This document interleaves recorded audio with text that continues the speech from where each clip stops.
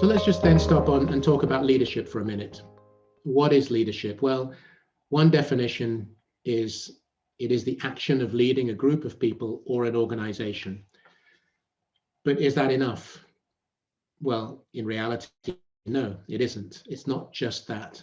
The second definition goes a bit closer, which is to say it's the art of motivating a group of people towards a common goal.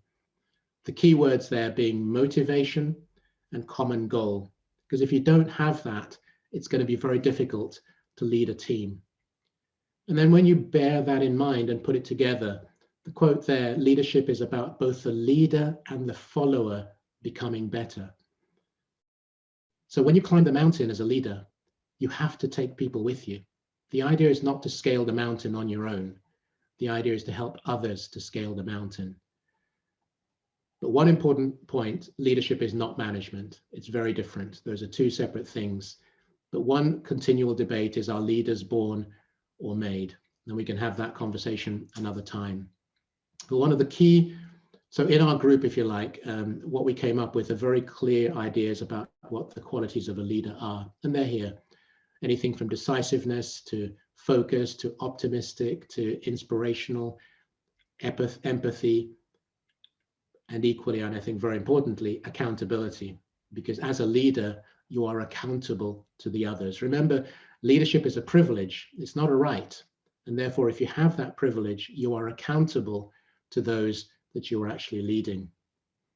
But whether a leader is born or made, it's a point which is interesting, but not fundamentally the sole argument. So as we continue in leadership, we focused on, as I said, authentic visionary leadership, and we'll go into that just very quickly. Now, the one thing that's really important is to know that not every leader is authentic. And I would really challenge you to ask yourself, if looking at these various points in here, you align with them or not. Are you someone who inspires others? Are you someone who is humble? Or do you shout how much of a great person you are based on your success? Do you care for others, or are you all about you?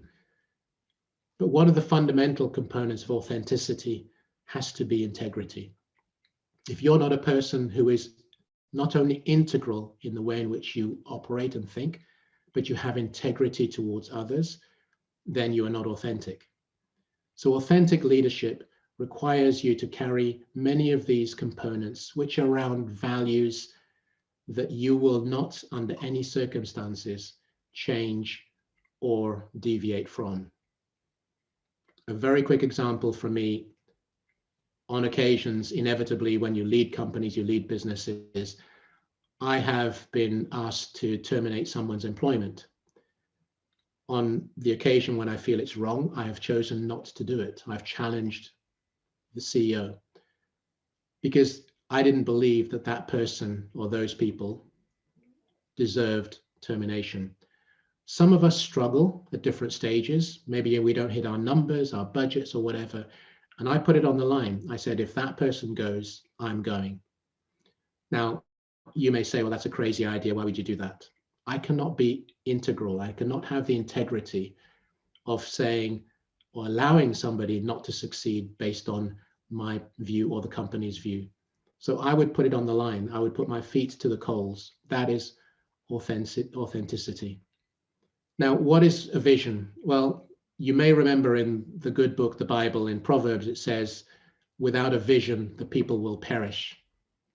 The people need a vision. We all need a vision. And remember, one of the key things of being a visionary and setting a vision is that you are setting something that is going to improve the environment, the context, the company for future generations. That's what it's about. It's about improving life, the living for other people, the conditions in which they live and work. So some of these that I've put up here, some are no-brainers, of course, you know, the Steve Jobs, the Elon Musk, the Sir Richard Branson, but maybe others in there you have either you know less about or you're not as familiar with. But if you take Oprah Winfrey, for example, you may say, well, why is she in there? Well, let's not forget that what she created a long time ago was a platform, an environment where she wanted people to be able to share their emotions, their challenges in life in a safe environment.